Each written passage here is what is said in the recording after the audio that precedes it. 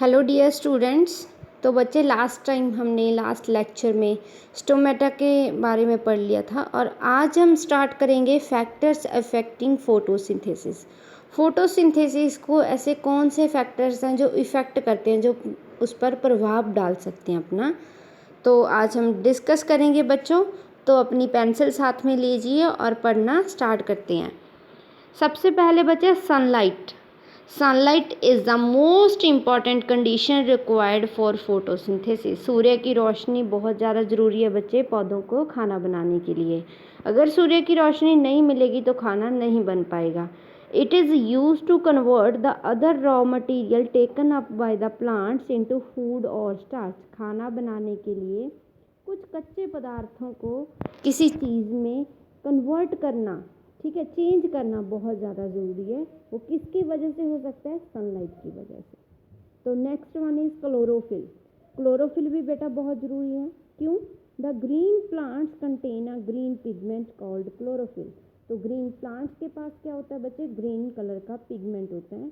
That traps the sunlight. वो sunlight को खींचता है, ट्रैप करता है, पकड़ता है, ठीक है। All green plants contain chlorophyll that is stored in the structures called chloroplast.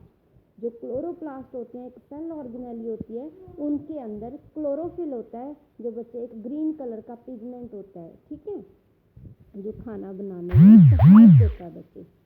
तो नेक्स्ट क्या है students? Carbon dioxide. Carbon dioxide भी खाना बनाने के लिए बहुत ज़रूरी है। Plants require carbon dioxide as raw material for photosynthesis. ये भी एक कच्चे पदार्थ की तरह फोटोसिंथेसिस को चाहिए। They observe carbon dioxide from the atmosphere through tiny openings on the surface of the leaves called stomata. तो स्टोमेटा पढ़ा था बच्चे, पत्तियों के नीचे छोटे छोटे होल्स होते हैं जिनकी वजह से कार्बन डाइऑक्साइड पत्तियों में चली जाती है और खाना बनाने में हेल्प करती है। Water. Water is an essential component for photosynthesis. ये भी बहुत ज़रूरी है, इसके बिना भी बच्चे फोटोसिंथेसिस इनकम्प्लीट है। Roots of the plants observes water from the soil. Roots क्या करेंगी बच्चे? मिट्टी में से पानी को लेंगी और खाना बनाने में हेल्प करेंगी। टेम्परेचर। टेम्परेचर भी बच्चे बहुत मतलब एक मिनिमम और मैक्सिमम रेंज होती है, उसके बीच ही पौधा क्या है खाना बना सकता है। ना तो बेटा ज़्यादा टेम्परेचर में खाना बना सकता है, ना कम टेम्परेचर में खाना बना सकता है। तो वो नॉर्मल टेम्परेचर कौन सा है डिस्कस करते हैं। Only under the presence of suitable temperature. Suitable temperature होना चाहिए जो उसको सूट कर सके बेटा। मोस्टली अराउंड कितना? 20 से 40 डिग्री के बीच होना चाहिए। The chemical reaction during photosynthesis can take place. इसी टेम्परेचर में फोटोसिंथेसिस हो पाएगी। तो ये बच्चे एक्टिविटीज़ हैं कुछ, अगर हम स्कूल में होते तो ये करते ज़रूर बेटा। नेक्स्ट है हमारा टॉपिक सिग्निफिकेंस ऑफ फोटोसिंथेसिस।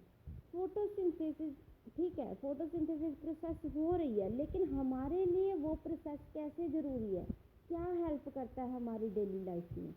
पढ़ते हैं students. The food produced by plants during photosynthesis is stored in the plants as glucose और स्टार्च। खाना बनने के बाद वो प्लांट्स में जमा होता है, किस फॉर्म में होता है? ग्लूकोज और स्टार्च की फॉर्म में। When other organisms called heterotrophs, जो अपना खाना खुद नहीं बना सकते उनको बोलते हैं बेटा heterotrophs, consume this food, then they get energy from the food. जो अपना खाना खुद नहीं बना सकते वो क्या करेंगे? पौधों से खाना लेंगे, जिसकी वजह से क्या है बेटा? Transfer of energy takes place from the plants to animals. Plants क्या है? एनर्जी देते हैं एनिमल्स को, ठीक है।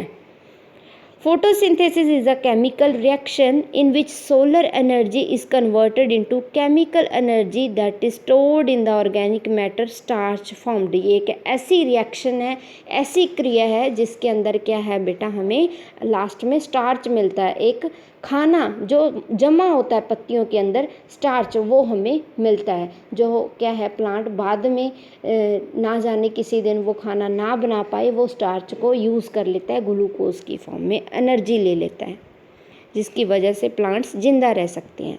थर्ड पॉइंट बेटा, during photosynthesis oxygen is evolved photosynthesis अगर ना हुई तो हम भी बच्चे ज़िंदा नहीं रह सकते, क्योंकि फोटोसिंथेसिस होते हुए हमें एक गैस मिलती है ऑक्सीजन, जिसकी वजह से क्या है हम ज़िंदा रहते हैं। तो ऑक्सीजन मिलती है बेटा, oxygen is evolved in the atmosphere that is taken in by the living organism. जो जीवित प्राणी उस ऑक्सीजन को लेते हैं। This oxygen is one of the most important component to perform different metabolic activities in living organisms. इस oxygen की वजह से हम जीवित रहते हैं, कोई ना कोई डेली लाइफ का काम कर सकते हैं। The plants absorbs carbon dioxide during photosynthesis, release oxygen in the atmosphere। क्या करते हैं पौधे, कार्बन डाइऑक्साइड को ले लेते हैं, फोटोसिंथेसिस को ऑक्सीजन को एटमॉस्फेयर में छोड़ देते हैं। In this way plants maintain the balance of the carbon dioxide gas in the atmosphere. इसी वजह से कार्बन डाइऑक्साइड हमारे एनवायरनमेंट में ज़्यादा मात्रा में नहीं होती। अगर ज़्यादा मात्रा में होएगी तो हमारी बॉडी में बहुत ज़्यादा प्रॉब्लम्स हो जाएंगी। इसीलिए प्लांट्स क्या कर देते हैं, कार्बन डाइऑक्साइड का हमारे एटमॉस्फेयर में एक बैलेंस बना के रखते हैं। लास्ट पॉइंट बेटा, photosynthesis is the only process that can capture and preserve solar energy as fossil fuel. ये क्या करते हैं बेटा, फोटोसिंथेसिस एक ऐसा प्रोसेस है, अकेला ऐसा प्रोसेस है जो क्या करता है बेटा, सोलर एनर्जी, सूर्य की एनर्जी को पकड़ सकता है और अपनी बॉडी में जमा कर सकता है, जो क्या है बेटा हमारा जो फॉसिल फ्यूल्स हैं उनके लिए काम कर सकते हैं, जो हम क्या है बेटा लकड़ी की तरह उनको यूज़ करते हैं। ठीक है, तो ये डायग्राम को डिस्कस कर लेते हैं बच्चे।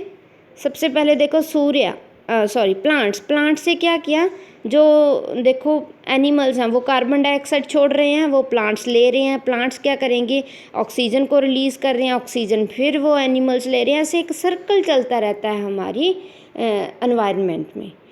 ठीक है स्टूडेंट्स, इसी के साथ बच्चे आज का लेक्चर हम समाप्त करते हैं, लेकिन इससे पहले क्विज जोन आपने बच्चे ट्राई करना है।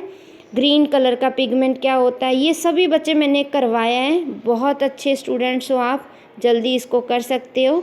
ठीक है, तो ये बच्चे 5 क्वेश्चन हैं, एक एक वर्ड के क्वेश्चंस हैं बेटा। ठीक है, रीड करो स्टेटमेंट्स को और इनको नेम दीजिए।